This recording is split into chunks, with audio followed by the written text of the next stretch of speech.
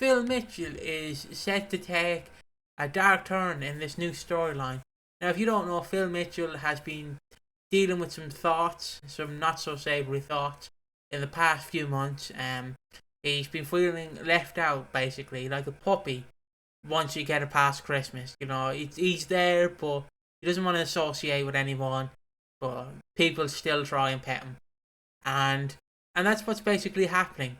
I mean, after a pretty rough year, after a very rough year, where all his family are leaving him, Ben's off in America, incarcerated, Louise is in Portugal with baby Peggy. Like, Raymond doesn't know enough to care about him. Albie is Sharon's son, and so, you know, Sharon's like I don't know, she just, despite being quite unsavory herself, any even sniff of something going wrong, like, don't you dare go near my boy. It's like, Sharon, not again. We're doing this for 10 years with Denny, please stop. He's not the miracle child anymore. But point being, last year, he sat at the head of his table, realizing nobody's there. And it's kind of like, I don't know why I'm quoting Johnny Cash in this, but it's the empire of dirt. Everything, like, all he's built up for, Phil Mitchell, bravado, boss, Walford legend, doesn't matter because nobody's there to share it with him. So him realizing, everybody's left me, especially after Cat as well. We'd seen that he'd started to have quite terrible living conditions, and he just stopped caring. And him having we pass him in a mic. Okay, him having depression. Oh yeah, sorry for the YouTube. All right, gotta get that paper. I know depression. Phil's been struggling. Yeah, Phil's been struggling with depression. He has been slowly withdrawing himself further and further from everybody in his family. Just anything. I don't know. It's a weird thing with depression. When depression, it doesn't get you. Obviously, it gets you of being cripplingly sad. But I think the worst bit and the best part of what they've covered is Phil Mitchell simply does not have the energy to care anymore. He can't. He's so jaded. He's so checked out. He just doesn't have enough extra energy to even be bothered anymore. And it's kind of he's been quite lethargic, unmoving. People want him to do stuff. He's not doing it. And, they did announce at Christmas they were going to have a storyline where he was going to idolize a certain action, which means he wouldn't be there anymore. I mean, it's past the 2-minute mark, you can say.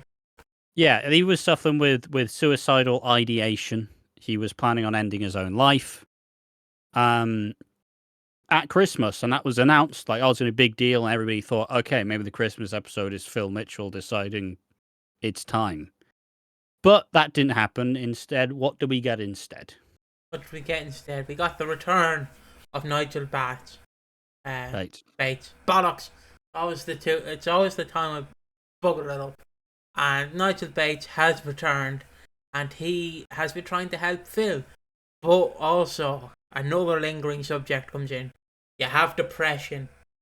You have alcohol. I know he's not drinking, but let me just have this. You have alcohol in one corner. You have depression in the other corner. A third man's coming into the ring. An interference by dementia. Dementia has come in and has whacked Nigel Bates over the head. And Nigel now suffers from dementia. And it's been revealed. And also he is struggling to tell Phil. So in one corner you have Phil struggling with his life. Trying to comprehend killing himself. Would he do it or would he not do it? In the other corner you have Nigel Bates trying to go, do I tell Phil I've dementia or do I not? And it's just kind of like two stubborn people who meet in the middle. It's kind of like that. And you have, because it's two men of an older generation, right? Not really raised on being open about your feelings, not really shining through. Not really talking about your feelings, not really talking about your emotions. So it's two men who both want to tell each other how they're feeling, because they were best mates back in the day, him, Grant, Phil. Nigel, Grant, Phil, like a trio. They all looked after each other. And so they're now trying to look after each other again, just in a different way, with a lot of unspoken truths. Because let's be honest, a lot of people with a best friend, sometimes you don't, you don't always tell your best mate how important they are to you. And that's fine, because it's a relationship just built on, like, just consistency, really. You don't really want that extra, like, I do love you, mate. I do love you. It's like, oh, yeah, all right, piss off, mate. Bloody hell. Leave it out, sunshine. I know. And that's kind of how it's been. They've had these sweet moments where it's been like, Nigel, everything's been, it's not been great lately, but you being back has really helped me. And then that's when Nigel was ready to tell Phil about the dementia, and then he just kind of goes, "Oh yeah, Phil, what do you want to do next?" Oh, Nigel. But why are we here? What has been announced? Well, I will read the article now. It is on your screen. There's a video. I'm not playing the video. No, the following article, and I will just say it again. The following article, the discussion of themes including depression and suicide. Depression is I want to say the lesser evil. Suicide is the more evil, depending on who you are, really. What did I say? EastEnders. Easter Bunny has confirmed. The Easter Bunny has confirmed a devastating storyline involving Phil Mitchell, which will see the character attempt to take his own life. Over recent months, Phil has had to deal with a number of struggles, including the end of his and Kat's marriage, Ben's lengthy prison sentence, and Shan's new relationship with his cousin Teddy. In November last year, it was reported that Phil's mood would deteriorate over the festive period, and he would begin to experience suicidal thoughts.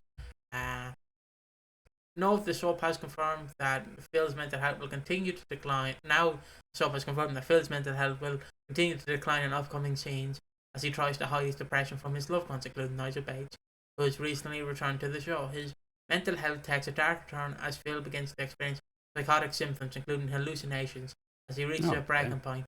He starts believing that life is no longer worth living and will attempt suicide.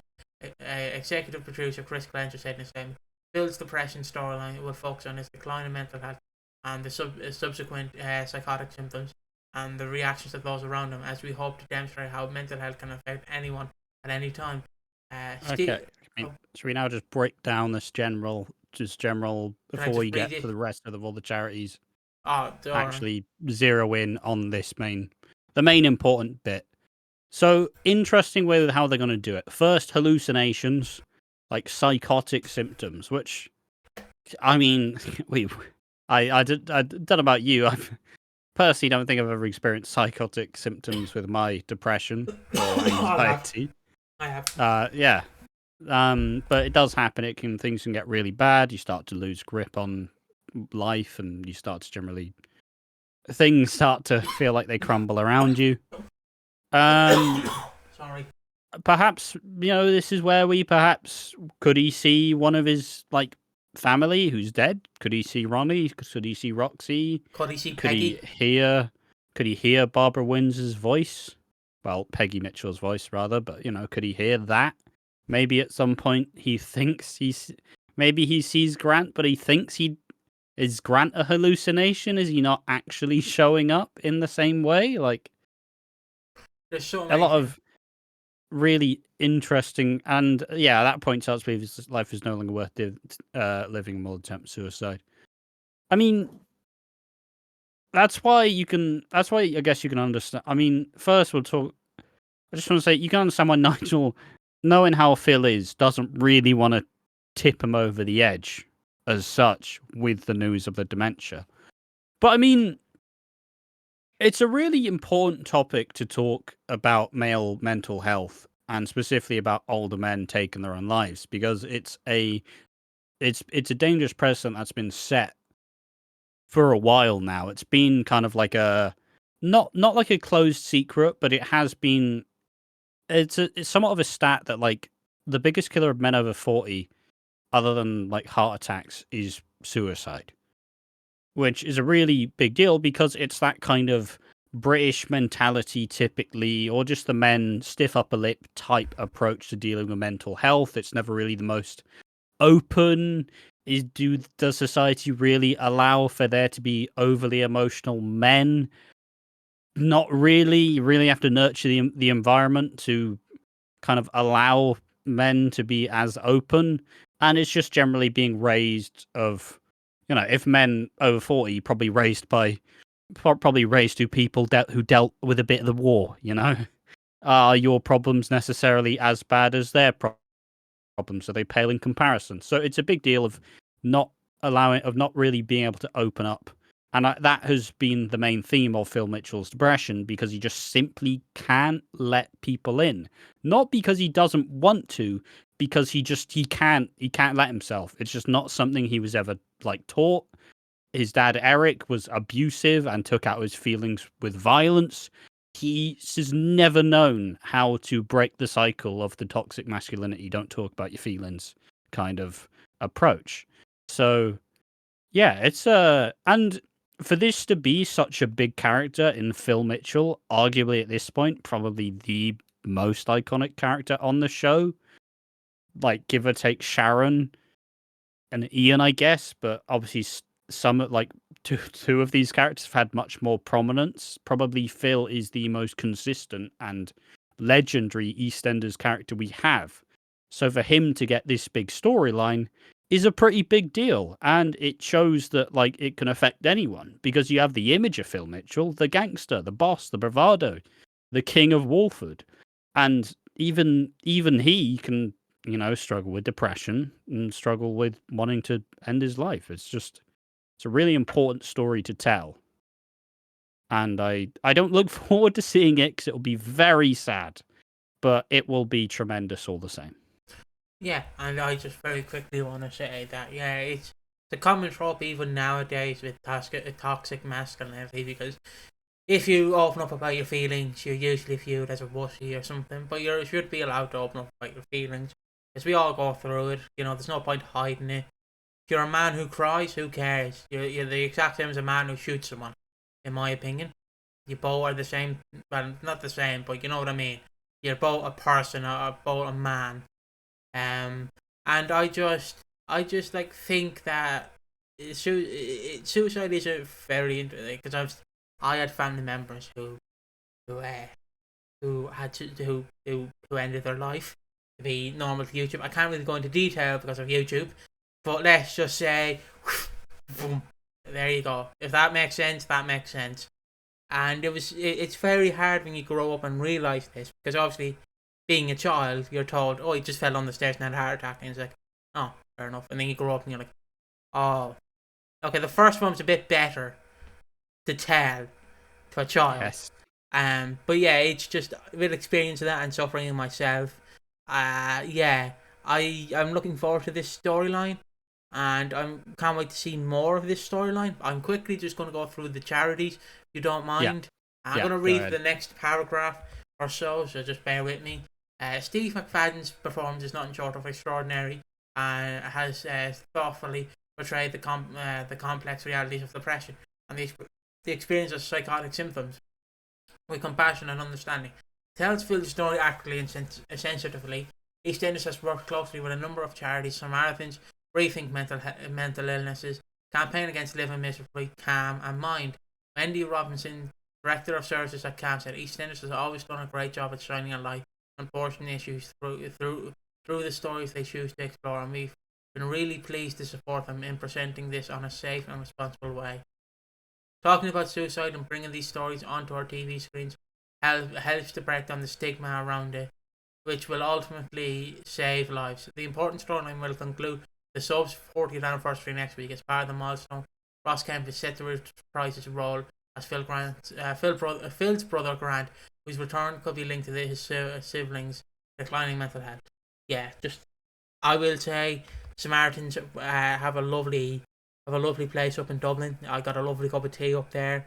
They sadly declined me, but because I was a child at the time, I will say I was a child at the time. They have it's a lovely facility up there. It's hard to open up about your mental health, like going to a doctor and stuff, because sometimes, mainly me, you just bottle up your feelings and then you wait till the moment where if Ash says something slightly annoying to me, I just turn around and the gloves are off, huh? Which is not the right thing to do. Never do that. But yeah, sometimes you just write it a different. Sometimes it is just hard. It is just hard to open up about your troubles. Yeah. And like I said, I think the biggest and most important part is first we have the legendary Steve McFadden as the main role in this. Nigel going to be playing a part as well. The return of Grant, it's going to be dealt with the utmost seriousness, but also going to be a really harsh glimpse into it. And we thought this was going to happen at Christmas. We thought this was going to take center stage of Christmas, but with it being a big storyline for the anniversary, that's even better because now, Phil Mitchell's 40th anniversary will be defined by his battle with depression, showing that everywhere can struggle. And yeah, it'll be hard to watch, as I said before, but it'll be truly tremendous and will probably win all the awards, let's be honest. Yeah, and without further ado, we pose the question. Don't pose the question. What do you think of this storyline that is taking place over the next month? Assuming take place over the next coming days, weeks. What do you think? Are you excited for this story? I don't say are you excited for this storyline. Let me even be excited as a fan, as a viewer. Are you excited as a viewer for this storyline? What's your thoughts on this? We will see you in the next one. Bye bye. Bye bye.